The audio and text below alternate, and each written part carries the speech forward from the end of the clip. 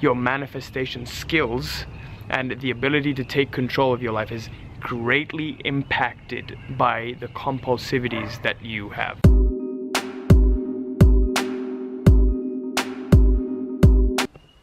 What is up, guys? Quasi here, and today is a beautiful day out here in New York City, and I'm just sipping on some kombucha.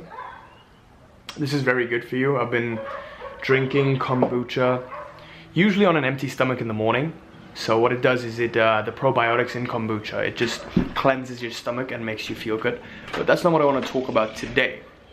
Today what I want to talk to you about is the use of your phone, your cell phone, and how this compulsivity is taking control of your life. So anytime you let compulsivity and anything you're compulsive about and you're addicted to, anytime you let that take control of your life, like using your phone or eating food or playing video games, anything that's compulsive and you don't really have a control over, conscious control over, even though you think you may, once you let that control your life, then you stop having control over your life. So that's why I found out through the very hard way that your manifestation skills and the ability to take control of your life is greatly impacted by the compulsivities that you have. And in order to combat that, most of the time I like to take breaks from the daily routine of life. So once you start to break free from the routines that you have, the routines that you've set for yourself, you'll find that there are many things you're compulsive about, and it was very difficult to break free of those routines because you're compulsive. And once you start doing something different, you'll start to see the positive changes that you've been wanting in your life just effortlessly manifest. So the daily use of our phone is a very, very big part of our lives. And in this day and age, it is very difficult to not use a phone. And it's just plain outrageous to not own a smartphone. Who would do that? Grammys. Because we get so addicted to our phones, it becomes a compulsion. And every time we check our phone for a notification, we get this thing in our brain, a release of dopamine. And it's basically likened to the use of cocaine. And I watched a video on this, and this guy was talking about how once you start using your phone so much, that center in your brain gets addicted to the dopamine surge you get every time you check your phone, and you almost become like a cocaine addict. There is regulation for alcohol use, so you've got to be 21 to drink alcohol, you've got to be 21 to smoke cigarettes, all of which give you a dopamine surge, but there isn't a restriction on using our phones. That's why younger generations are becoming so, their brains are getting hardwired in such a way that they're not able to grow.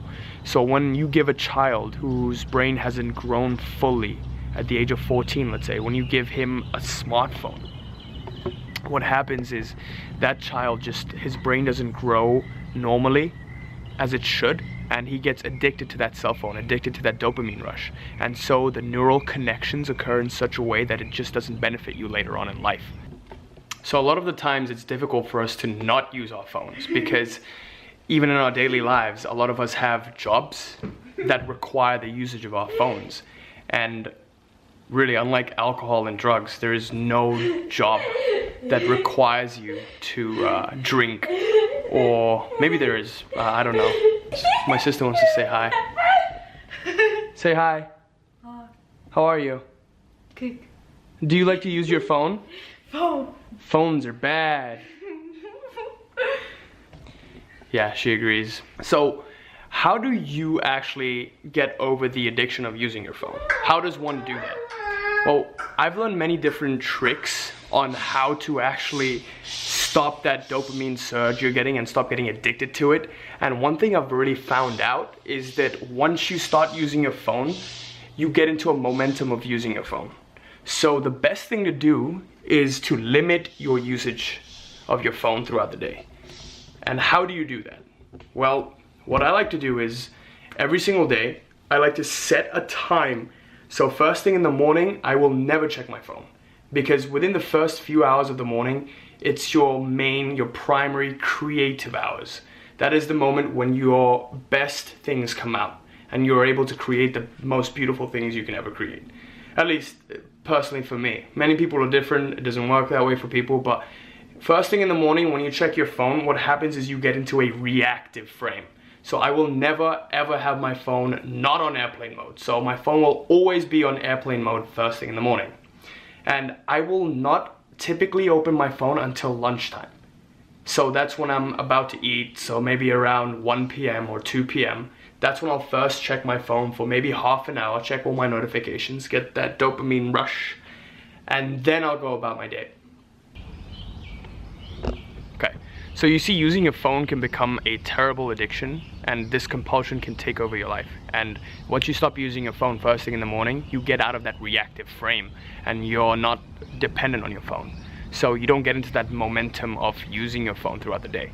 So once you keep checking your phone every single hour, so the next thing, apart from not checking your phone first thing in the morning, the next thing to do would be to stop checking your phone every single hour. And how you do that is by setting that one time before lunch, or however many hours after you wake up you check your phone first thing in the morning.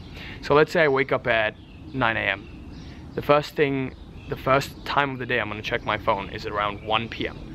And at 1 p.m. I'm going to check all my notifications, do all my emails, reply to everyone, and then maybe at around 6 p.m. I'll check my phone again, and then around 9 p.m. So 3 times during the day I'll check my phone for around 30 minutes. So now we're time blocking our time and making a particular time every day to check our phone. And what this does is it breaks you out of the habit of checking your phone every single hour whenever a notification pops up. And once you start doing that, you start taking control of your own life. Now, it's not always easy to maintain this routine of checking your phone, because some of the times you're gonna have emergency situations and then you can't really stick to that routine. So in that case, I guess use it in moderation, but this is what I like to typically follow, and this is what's given me the best results, and not letting my phone take control of my life. Okay, so to recap, phones are bad. So phones are bad only when it's controlling your life, not when you control when you use it. So don't let your phone control your life and your manifestation skills, and control your phone. And control your phone by doing the 2 things that I mentioned, which really helped me, and you may have something different. So what I like to do is, again, to recap, I'll check my phone once after a few hours after I wake up, so never first thing in the morning, and once, oh, this is relaxing, and then particular at set times during the day. So I will never check my phone every single hour of the day, or every 5 minutes, or every 10 minutes. But it does happen sometimes, I must admit, because then you get into that momentum. Once you get into that momentum, you can't get out of it. It's much more difficult to actually get out of a momentum, because you must exert energy to switch onto a different momentum of not checking your phone. 3, which I didn't mention, was to, an hour before bed, set your phone on airplane mode.